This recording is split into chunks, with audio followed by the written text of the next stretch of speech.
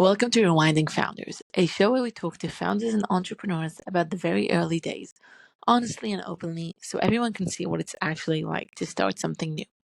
Today we're talking to Coco and Kitty, two sisters who founded Endora. Okay, so first question, how did you even get started in entrepreneurship? And is what you're working on now your first startup? Okay. Great question. That is a great question. For us, that's like kind of a long answer. I feel like you should That's start. great. Okay. That's the format for you. So for me, the way I kind of got into it was actually I worked for a fintech SaaS, B2B SaaS, right out of college in Atlanta. So I lived in Atlanta for 10 years, and the beginning of that was at this fintech company.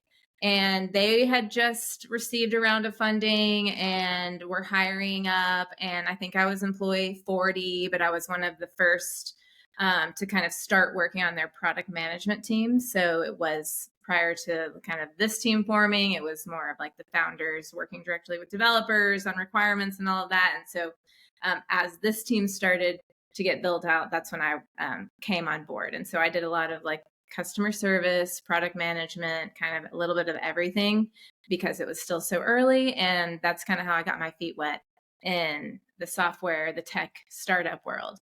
And then after I left that company, it had a big exit. NASDAQ acquired them a few years later for over $700 million. So it was a really good experience at a startup that really did go on and was quite successful. And really, I'm not surprised based on my time there, which was, loved the team. They had great founders and great core values as a company. And so getting to see that all pay off was kind of a, once in a lifetime kind of experience for me at that time. So that was kind of, Coco had a little more of an entrepreneurial background and experience, and mine was kind of the opposite. I kind of, in like third grade, I think we had a mock trial at school and I was the prosecutor and I won the trial. And kind of from then on, it was like, oh, okay, well, you'll just go to law school. And I was interested in politics and history and just kind of, the typical kind of path for that personality type. And so I went to college and majored in international relations and French and Middle Eastern studies. So then I went to law school. And when I was in law school, I had the opportunity to do lots of different things from an advocacy perspective. So working in our immigration clinic, working on innocence projects, trying to overturn like wrongfully convicted people, and working with kids and adults, but in the public defender sort of system.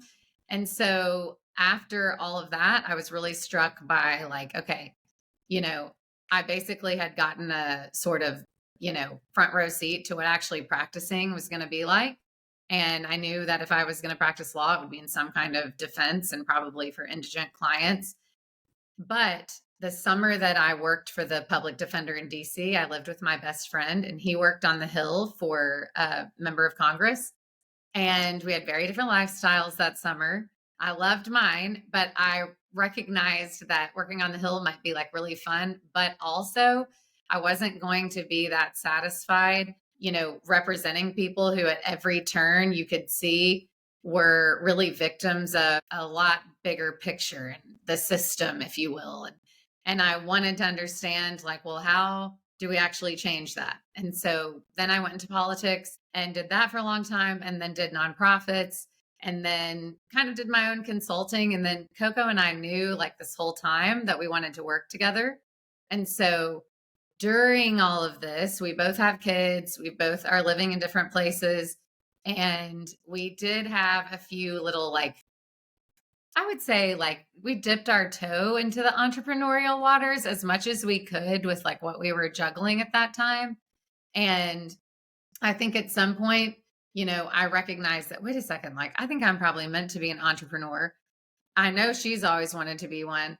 And actually, maybe we both have like these really creative sides that we'd like to kind of, play with. And so we ended up deciding that we would kind of go for it. And that's like a different story, but we made that decision like right before the pandemic hit in 2020.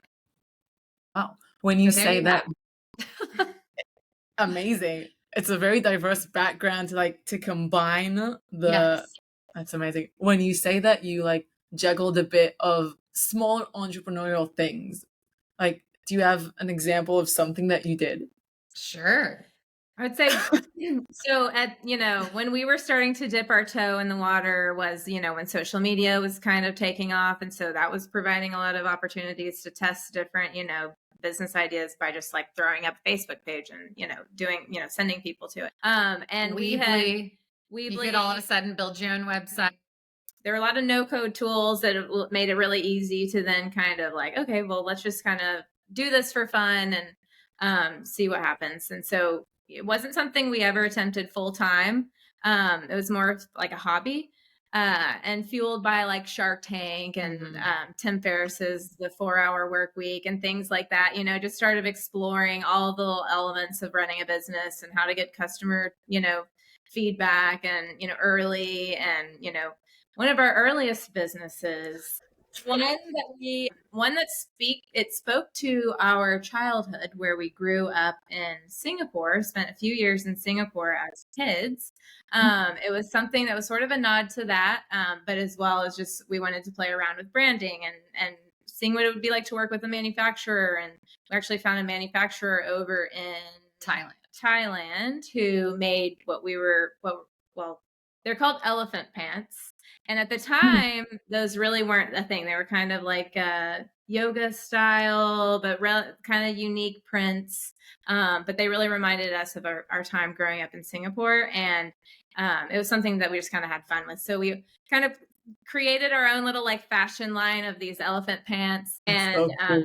kind of experimented with, the whole cycle of getting a business off the ground. So we really kind of stopped at marketing. We kind of, and for a variety of reasons, but mainly kind of just life kind of changes and whatever, just kind of, we never went all in on marketing. We didn't have a budget to spend on ads. And, that was kind of like where we got stuck. But it was we learned a lot and it was fun and kind of a fun nostalgic story for us now. Yes, definitely.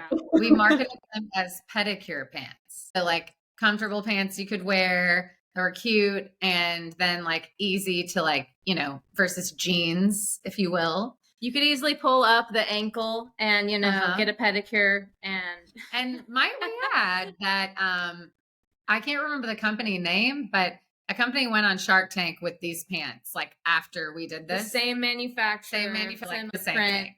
But they had the marketing down. And that's where we kind of really learned like, okay, if we knew how to do marketing, that's how we would have ended up. And they got on Shark Tank. I think they ended up being like one of the bigger deals Shark Tank ever had. And they were actually the elephant pants. We were a different name. But yeah, kind of a fun story. That's so cool. I feel like so many times, like, I feel like it's a thing that happens to entrepreneurs where you have an idea of something that needs to exist or you need to build, and then you either go like half of the way or you don't even really start, and then a few years later you see someone super succeeding with it and you're like, yeah. But it's like, okay, we couldn't have pursued it in that manner at the time anyway, so really it was more just kind of like, okay, well, it was clearly not a horrible idea, you know? So we felt validated in the product by seeing this. And then like an example of some other things that we tried, like Coco, your blog that was basically rating like, and again, all of this kind of like was at the beginning of so many things. Healthy, frozen, deliverable meals. Ready to eat. And so like, but like the healthy ones allegedly, and they've come really like far. 75 had just started and there were very limited options and some of the meals weren't very good. I had a little rating system blog, but I wanted to scale up and get like, everybody to be rating. But at the time, again, some of these projects, we just, at the end of the day, sort of like, are we that passionate about it? And after giving it a few months, it was like, maybe not that passionate, but we learned a lot and now we can like, go on to something else. So, and I would say too, that our target demographic has like always been women and like somehow helping them in some way. Like we had a kid focused idea as well that actually we did take that like a tiny bit farther. It's always been kind of like we have sensed, and now the data and the research is coming out on this, like confirming all of this, but we've just sensed that our generation of women has, their own unique set of struggles. In fact, we're the first generation of American women since the Great Depression to experience a decline in our overall well-being. And so it's like all of these demands have changed, life has changed. We've been told you have any opportunity you want to have, but there's still so many like behind closed doors, like inequities in terms of like historical, just the way people are brought up, the way they think. And so actually it is kind of difficult to be like a woman and a mom, in America today. And we've always just kind of wanted to get at that because like happy moms can completely transform society. Wow. One of the things I think about a lot, the fact that it's unfortunate that teachers, for example, don't get paid enough. And then people who are super high quality, who could be making endless amount of monies in big companies, don't go to education. And yes. Well, it's funny you say that because we were literally talking about this morning in the context of mothers and other jobs like teachers and like people who build with their hands. Somewhere along the way, we told like our most valuable members of society that we didn't really respect or appreciate them.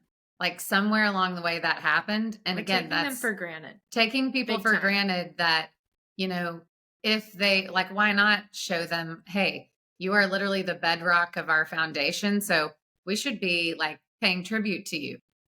We should be like demonstrating that, not just saying it sometimes. We feel like that for our teachers big time. Yes. Big time. Especially just our kids. They're in elementary school right now and the oldest is in middle school. But we can really see the challenges teachers face and like it is not easy and they are not being rewarded for the work that they're doing. And especially just it's our children. Like they should really be getting rewarded for that job because it is a big and important one. Right. Amazing. I saw in one of the posts something about Endora. Yes. Yeah, okay. So I saw in one of that you wrote, reflect more, compare less.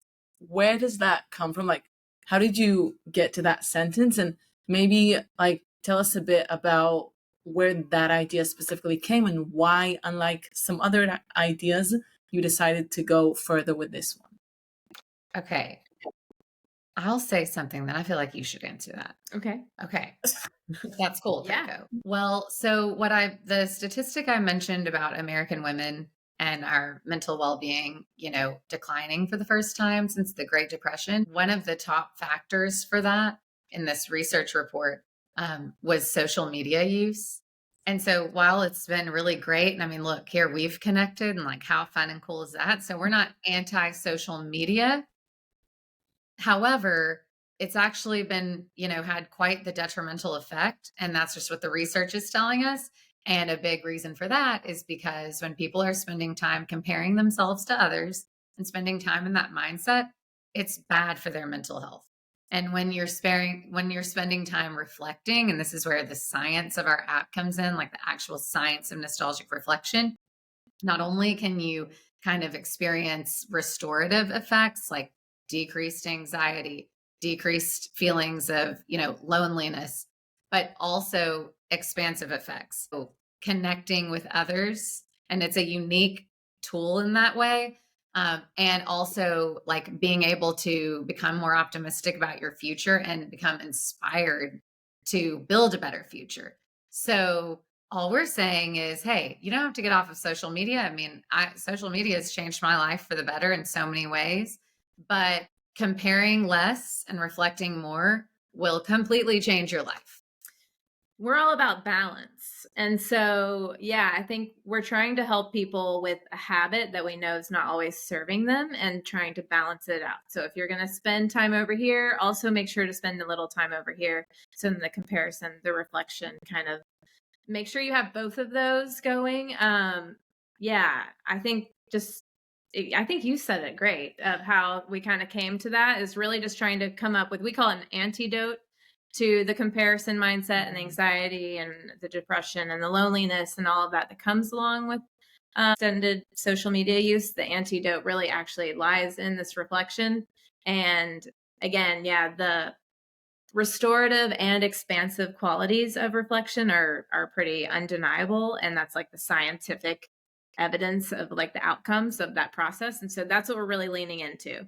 To give one little fun story, we were at a meeting and with the other founders, and we were talking about how what we're really trying to do is just help people with their habit. So when we've talked to women, they say that social media can stress them out and they know they're spending too much time on it. But then I think it was over 90% of our responders said that the first thing they do when they open their phone is go to social media. So it's just like this habit, even though we know it makes us feel bad and we're spending too much time, we are still doing it. And when we kind of told that anecdote to this crowd, we were like, so, we want to help women kind of, change their habit a little bit to reflect more and compare less so that they're spending time on their phone doing something that makes them feel good and that is restorative and expansive. And everybody kind of laughed at us like, oh, they hate social media, but they're on it all the time. Like, kind of laughed us off. And we were kind of like, well, yes, that is what's happening. And, I don't know what else to tell you. Yes, that's exactly what's happening. So we're just trying to kind of strike that balance. And I think something we don't have research behind, but that just is sort of our instinct, is that because we kind of live in this distracted digital age, we've stopped reflecting compared to how much we used to. So before, when you were just kind of waiting at the doctor's office and you didn't have the smartphone with the social media right there, that was kind of when you would just sort of like be alone with your thoughts, subconsciously reflect, have a moment to yourself to really just kind of like think. And right now, anytime we have those little pauses, we're grabbing our phone and we're instantly distracted. And so that reflection is not actually happening, or it's happening on a much smaller scale is our kind of guess there. And so we want to kind of get people reflecting more, because that is what actually helps people evolve and progress, and it kind of spurs innovation and all of the things that we mentioned earlier. So that's why we get excited about it. Amazing. And was there anything different about this idea? Well, I can tell you what I see is different. It seems like the other business ideas were more focused on like, this is so fun, let's create a business, let's do something. And this one is maybe even calmer, like a bit grounding. Like, thank you for painting that picture. That sounds great. I think you're right, because, throughout all of those, we didn't start doing this until both of us had kids. And we did some really crazy things, like, when they weren't even sleeping through the night, we'd stay up all night and like work on our web. Never made like $1. Why are we doing this? But we made some dollars from like our mom, our aunt. But anyway, but I think the difference now is like, we are grown women in a lot of ways, and we've really, had a wide diversity of experiences and can really relate with what like modern women are going through. And we are just really committed to doing something to turn the ship around at scale. And if society, like if we can't start like reflecting and thinking and evolving, we have a real problem on our hands. And the trajectory right now is not that positive. So there are so many things we can be doing to change it, and figuring out a way to just say, okay, we're not telling people, to use Coco's example, when you're waiting in the doctor's office, I'm not expecting you to go into like a meditation right there. But what you might do is play a game that you can pop in and out of. And without even trying, like literally just by playing a game without even trying, you're going to be forced. The reflection is almost like passive. It's passive. It's like instant. It's in the flash of the photo. It kind of triggers that reflection subconsciously. It's very exciting. And our users are our users love it. So, yeah. I don't play much on my phone at all. Sometimes I'm listening to something or whatever, listening to music, and I would play the 2048 game where you just like swiping numbers to double them, like 2 and 2 turns to 4. And okay. I'll send you it. It's nice. Okay. It's fun. It was super popular years ago, and it was like somehow it's stuck in my mind as something that helps me keep focus when I'm doing like something else, and I'm just like on it. And I was just thinking, wow, if that game was like pictures or like somehow Yes, memory exactly. related. Like, Yes. yeah. Okay, yes, and that's our theory, and so now we're, trying to grow and then put ourselves in a good position to fundraise because we have a great roadmap developed with really like smart, experienced game developers, and we'd like to execute it, which just means like cranking out games like you're saying, because, that's already an experience your brain enjoys, and then just like add that cherry on top. And you might like also be making emotional moves. You might have like a perspective spark. You might call a loved one, that you haven't talked to in a long time. Like things just start to happen. And it's hard to articulate that ripple effect, I think, to someone who maybe doesn't already understand what we're saying, but it's very real. And, again, could be like a real game changer. Amazing. Okay, so a question that is both unrelated, but also I can see how it really relates to it. Is there something or many things that you found out about entrepreneurs that surprised you, that made you feel like, whoa, I didn't know it was gonna be this way, or I expected this to be different, both emotionally and technically, whichever way you'd like. Right. Yeah. Well, who were we just talking to about how, and then we were talking about how this applies to us probably quite well. Like entrepreneurs are good at not taking no for an answer, or you have to be good at not taking no for an answer, and persevering, but then also reflecting to Like know pivoting how when you things need are, to. being honest with yourself, reflecting and pivoting. That has been definitely critical for us. So like she said, we started in 2020, and we didn't start with our Endora, and gaming with memories didn't actually come about until I guess about 2 years ago. And now it's fully here. So it's definitely, we've had many pivots. We've started out with an app that looks much different than what we have, totally different name even. So being willing to really reflect and pivot and listen, and not take no for an answer. I think those have all been kind of things that we definitely needed that maybe weren't so obvious before we got started.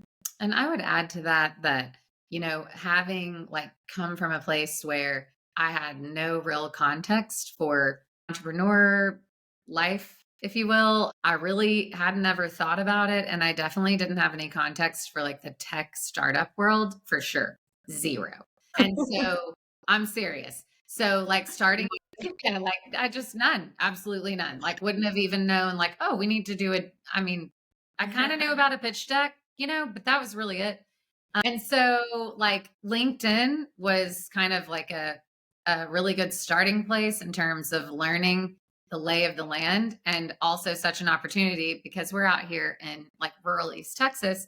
And so it just kind of opened up a world for us. So starting to learn that like blew my mind way open, realizing like, oh, these big companies that I've heard of, this is how it really works. These are the types of people who are really running these companies. These are their thought patterns, and gave me a lot more context for, I'd say two things. One, like disappointment in some of the like ethical choices that have been made, but also hope that actually, hey, we're kind of in the midst of this cycle, and we want to get geopolitical for a second, and how are we going to trigger a different outcome this time? It's going to require like a different input. And I think tech is what could make that possible for humanity. I kind of have had like both of those experiences, those realizations, but something I really didn't understand was that if you're really going to do this, if you're really going to be serious, I don't care how hardcore you are, it's going to take you a minute. And that is okay. That doesn't mean you're doing it wrong. Just figure out how you can stay in the game, because just staying in the game is apparently a large portion of what goes into making it. And we're fortunate that we've been able to stay in the game this long, because we've raised a little bit of money, but we've also been able to bootstrap quite a bit. And so that's not something everyone can do. We also have, can afford the time that we've been spending on it. So we've definitely had a lot of things kind of go in our favor in that regard, which has been great. Yes. I feel like entrepreneurs, it's always like everyone has to be lucky in some way, but you put yourself in the situation where luck is more likely to show up. Sort of. Okay. Well, I feel like too, as sort of like outsiders, rural East Texas founders, we're not quite the normal gaming studio founder. So we had to, learn an industry. We had to find playbooks and then read the playbooks, there's been a huge learning curve that we've been in the middle, like as we've just been building, just learning and networking and figuring it out. And so we think we are finally at a point where we're ready to kind of take it to the next level. And so it's getting very exciting for us. That's so cool. How long did it take you to go from we have a nice idea to, okay, we're in this, we're going in, we're raising money, we're doing whatever it takes? Like, what was that process? So, okay. We had a great aunt pass away in November 2019. And we ended up going to her memorial service, and it was really cool. She was a very influential lady and had achieved a lot in the scientific community. Really awesome. Okay. So we go to her memorial service and learn so much about her. And then we see these videos that had been made about her and her time, like working in the government. And we're like, we didn't even know any of that really. Like we knew, but we didn't know. And we realized well, good Lord, there's just we have this digital record of our lives now. And the way we can connect to the past and connect to the future has completely changed because of that. Yet where is the real innovation here besides the camera roll? I mean, we all love the memories that iPhone puts together. That is great. But, it seems so much more significant to us. So we started talking about it. The idea itself was also rooted in some other sort of previous family experiences, even from our previous generation. But so that happened in November. We decided on spring break together in Florida with our kids that we were going to do this in March of 2020. And then the pandemic hit that week. And so then we're homeschooling kids, small kids. And that's not my spiritual gift, And so basically life kind of got a little bit crazy. And by that summer, we were like, well, whatever, we're going to do it. We don't know what's going to happen in the world. We don't know when this is going to kind of come back together. And so Coco sent our idea in to a pitch competition, Code Launch. And we went, we pitched them, we made it to we were the alternate finalists, I think. We were very close. Very close. But thank goodness we did not make it to the stage. I don't think I would have been ready for that. No. But that began a relationship that has been pretty incredible for us and helped us in so many ways. And once that happened, and once we kind of got a taste for okay, this is what this game is all about, as difficult as it has been in many ways, it's also I can't imagine us doing anything else. And we just kind of look or leap before we look or whatever. We just go for it. We've had many things we've completely bombed, and there's no better way to learn.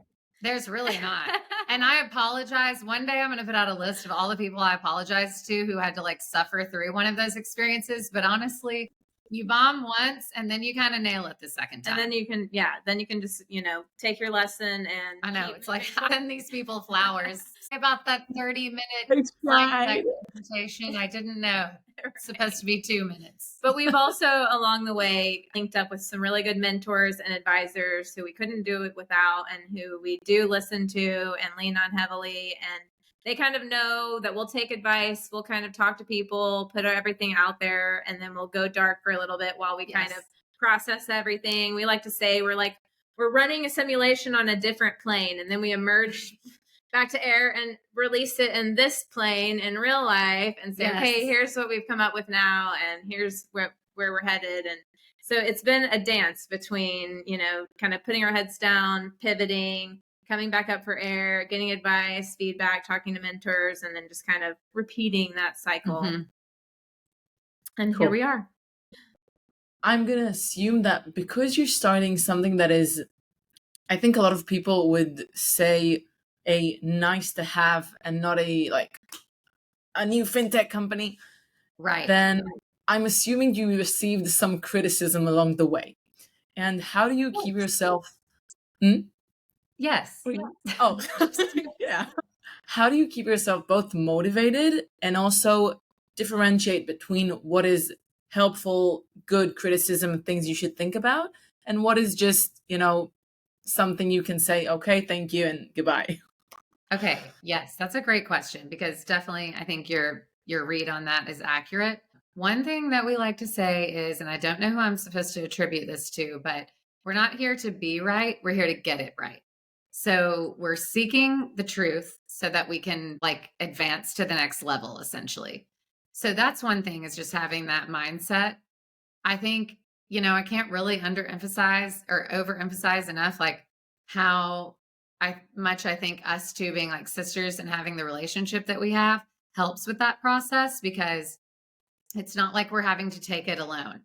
And then we can immediately kind of therapy through. But I think you've always got to consider, who's giving you this information?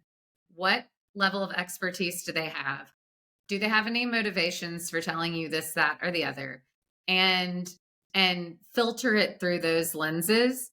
Honestly, I feel like every time we've done that, we have a sense for what should come through, what should make it out of this. Okay, this pile of advice, what should come through. And I think, Coco mentioned our mentors. We have some really talented, really awesome people who thankfully work with us. And we know that they're kind of the experts, and we love strategy, and we love to kind of put things together, but we also really enjoy letting experts kind of bring their thing to the table. So it's kind of like a combination between all of those things. But I would also say, just if they're, if I could make a female oriented comment. So obviously, people are very familiar with the statistics in VC world regarding female founders and what kind of investment they receive. And, that can feel really discouraging, because it's just basically saying you've got to beat lottery odds. But what I think that tells us, though, is there's a huge opportunity there, because a blind spot exists. Even with these brilliant, successful investors, a blind spot clearly exists, and they're not looking for the qualities that all of these underrepresented or underestimated founders have been forced to develop.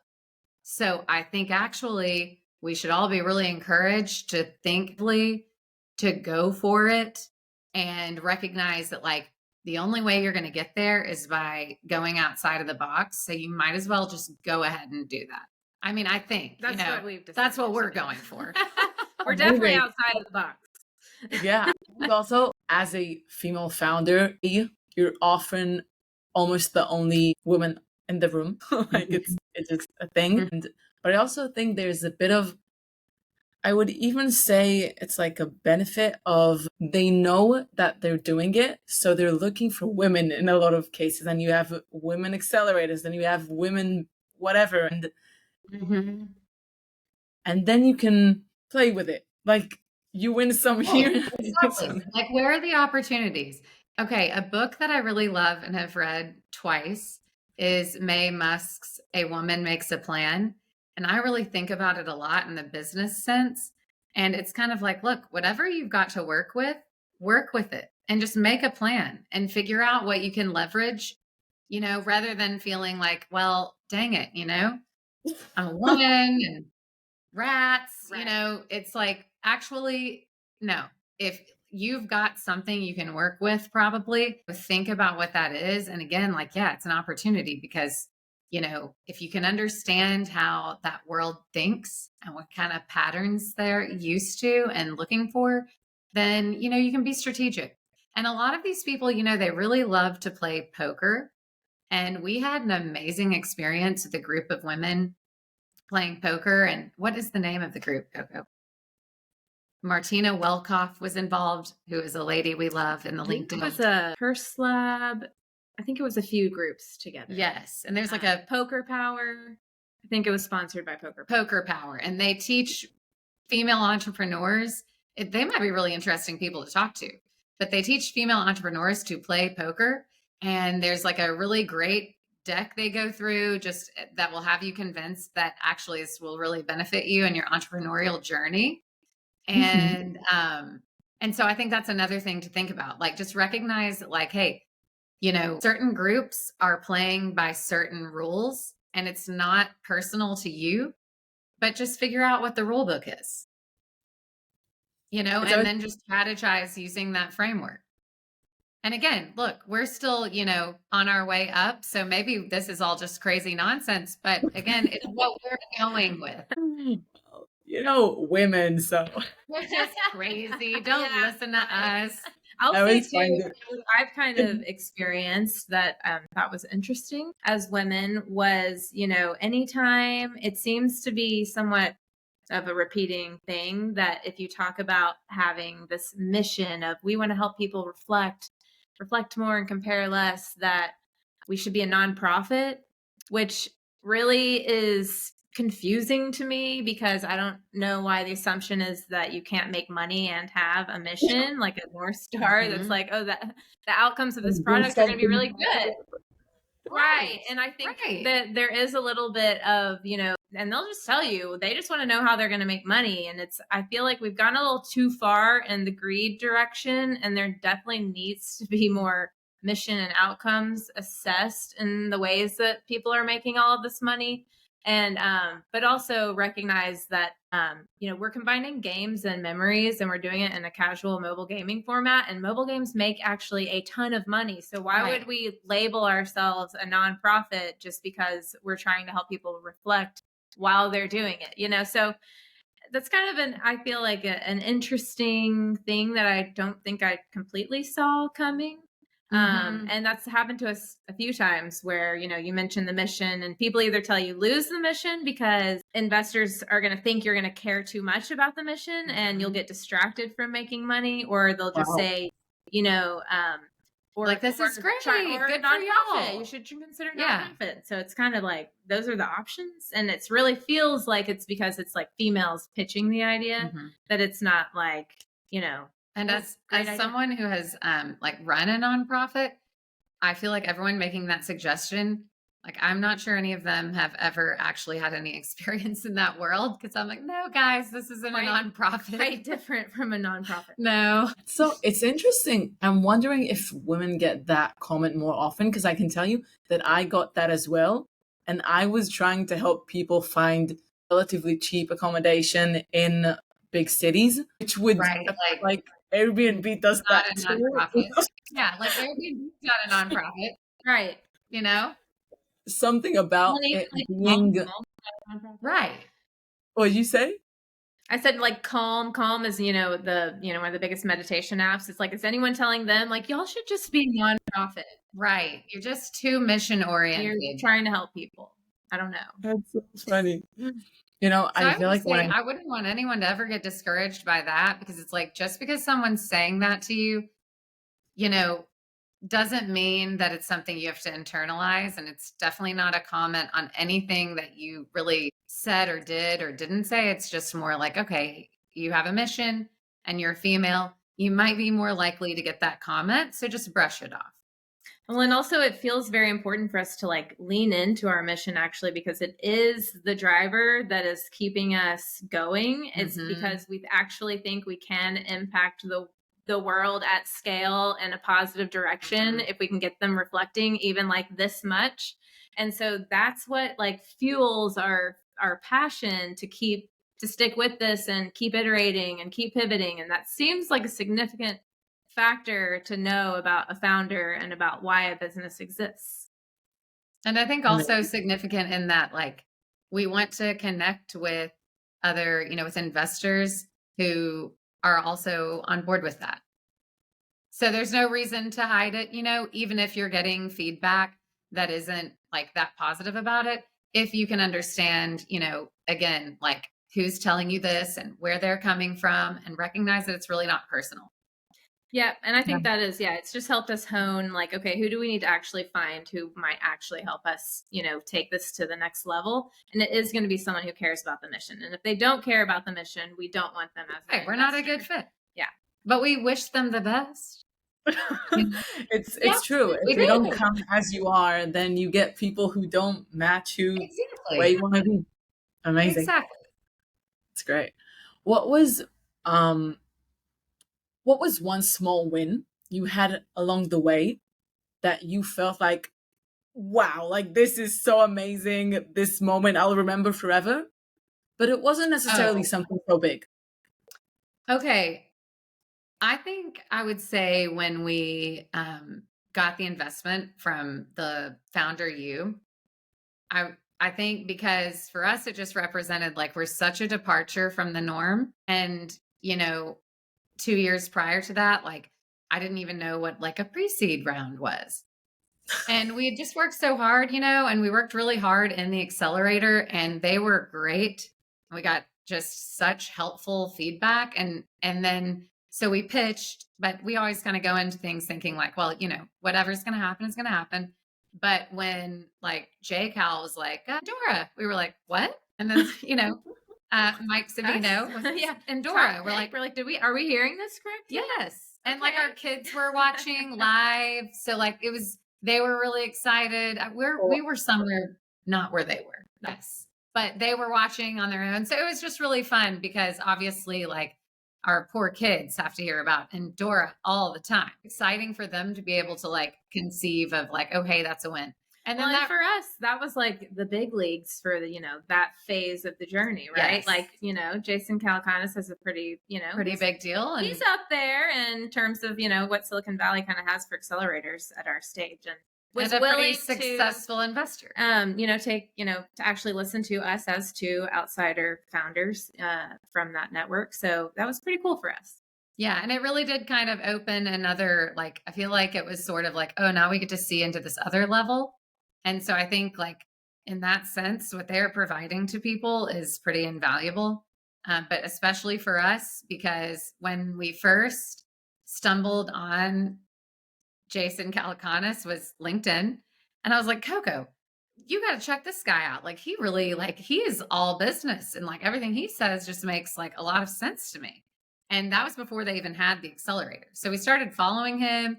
One time I was going to write him an email because I just felt so moved. But then I came upon his video of like how to write cold outreach emails. And I was like, yeah, no, I can't. I'm not going to write this email.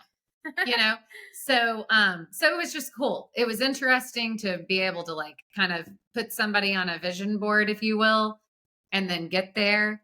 And so, that's really where Endora was born, because that was like a really big pivot for us, and especially like in brand. And so, yeah, we owe them a lot. I'd say that was like a small/big win for us that has kind of been a game changer, and it'll be interesting to see how that plays out in the future.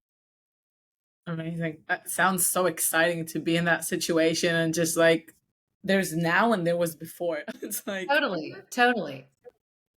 So usually I ask people how they met their co-founder, and you met quite early. We met early. You go way back. All the way back. What were the things that you felt like you had maybe a different perspective, and how do you deal with those now? Because I'm assuming that as the time passed, maybe not even in the startup because you were working together and things before, but like how did you learn to really work together well and make decisions together and understand each other? I think that probably goes back to our childhood, honestly, because we moved around a little bit. And also, our mother was very, like, it was her top priority that we all be very close and that we all get along. And we had to do all kinds of things together, like, 14-hour car rides from Texas to Chicago, like just anything you can think of. And so I don't really know how to explain it, except that from a very early age, we were always just kind of like having fun and scheming together. And so it's been extremely organic. But I mean, we've worked on, like in college at the University of Tennessee, I was student body president, but that election process was like pretty serious and involved like fundraising and ethics boards. And like, I mean, it was pretty crazy. And Coco was like right there for all of that. And, you know, she would literally stay over in my dorm room and like make sure that I was like up for things. Cause it was like running for like president of the United States. I mean, so even going back to that, and I feel like, okay, no, are we perfect? No. And obviously Coco can give her answer in a minute. We are like so in tune and so aligned. Also, like, you know, there's never a time where I'm like, you know, Coco wants to do something and I'm thinking, well, I want more input on that, you know, or I disagree with that. Like, we're just, again, we're here to get it right, not to be right. And so that attitude kind of, I think, like supersedes any, I don't know, maybe there's just not that much ego in our relationship. And maybe that's like one of the unique things you can bring to the table if you're siblings. Yeah, I feel like we're almost the extreme opposite of sort of like feeding each other's ego, whereas we're very comfortable saying like, let's evaluate this like honestly and completely, you know, because we've pivoted so hard sometimes, even when other people people still tell us that should have just gone with that, you know, 4 or 5 pivots ago. Like, I still like that idea, but you know, the scale just wasn't big enough for us. We have our reasons. But I think we could have easily, if we weren't sisters, stuck to something in the past and really kind of beat a dead horse for a while. You know, I think a lot of founders who aren't open or able to be as open with each other could find themselves kind of not being as agile. I feel like we are very open to just kind of break it down, what, like you're saying, just to get it right rather than be right. Constantly question, you know, everything. And so that's, so perfect. Yeah. It's working. Okay, but I'll tell you, like, this is our version of fighting. Like, we probably had like 2 fights in high school. I mean, I don't even know. I just remember like one time, like we had family in town for graduation or something. We were sharing a room and we were ticked off at each other about something. And so like the extreme for us is just like whispering, like, no, you. Oh, yeah. That's like the worst. Infamous like all out battle, but in whispers, because we didn't want the person, the guest in the room next door to hear us. But and like, then like a whisper. Prior to that, I usually get over things pretty quickly. Big time. But I will tell you, the one fight I'm thinking of though is from when we were like 15 and 13, and you know what? I don't even know if you're going to have any context for this whatsoever. Have you ever heard of Branson, Missouri? No. Like vacation destination, kind of like in our area, but very like family friendly. Okay. And lots of shows and whatever. We went on like a little family trip there and had these recording studios. So like our mom somehow has the footage of us like ticked off at each other over like who was hogging the mic, who was singing. We went in the sound booth and recorded like 4 songs, I think on cassette. Yeah, I think we left with a cassette. That tells you when it might have occurred. Cassette tape. We recorded a cassette tape. And we, I think it was Elvis Presley, Hound Dog. She was hogging the microphone. So there was, you know. Guilty. I mean, I'm a good singer too. Honestly, that's like our history of fighting. So we're really lucky. You can fight there or you can fight in the startup. I think it's good. It's good. Yeah, that's right. Sound booth only. Cool. Okay, so last question. That's an hilarious story. Sorry. Last question. What would you tell yourself of like when you're in the point of beginning? What is one thing you would say to those 2 women? I would say pace yourself, probably. You know, again, like back to earlier, like it's going to take a minute, but that is okay. You know, pace yourself, because I definitely would say there were times I could have afforded a break and just didn't take one. And we really, you know, this journey is obviously, it's been like an awakening, like from an evolution perspective, especially because we're digging into reflection like every day. So now I am much more, you know, aware of the importance of balance and then like living that way so that maybe my family will see that as an example. It's just like become a lot more important. So I would say like pace yourself and also like, just stay true to your own voice. be respectful of others, and you really don't have any reason not to just, kind of put your opinion and your thoughts into the world. And Coco? Good. I would say keep moving forward, and then take time to reflect, because if you can reflect, you'll see that you are making progress. It might not be as fast as you'd like it to be, but if you do reflect and see kind of how far you've come, and which we do constantly, but really if you just say, okay, where was I this time last year? Where were we 2 years ago? I mean, Or you even can like 2 weeks clearly ago. see, yeah, even You know? yeah, it's happened quickly in this game. Yeah, I think once you kind of can see that you are making progress, it motivates you to continue to just kind of keep putting one step in front of the other, or one foot in front of the other, and keep moving forward. And that's, how The at the end of path the day, will the illuminate path itself. will illuminate. Yeah. Thank you so much for everything. And I really enjoyed talking to you and hearing everything you have to say. And I'm sure Endora is going to go super amazing, and you'll learn so much in the process. And I can't wait to hear more. And thank you for sharing. Okay, well, thank you so much for having us. It has been delightful speaking with you, and we hope we can come back and confirm some of these theories we've dropped here today sometime in the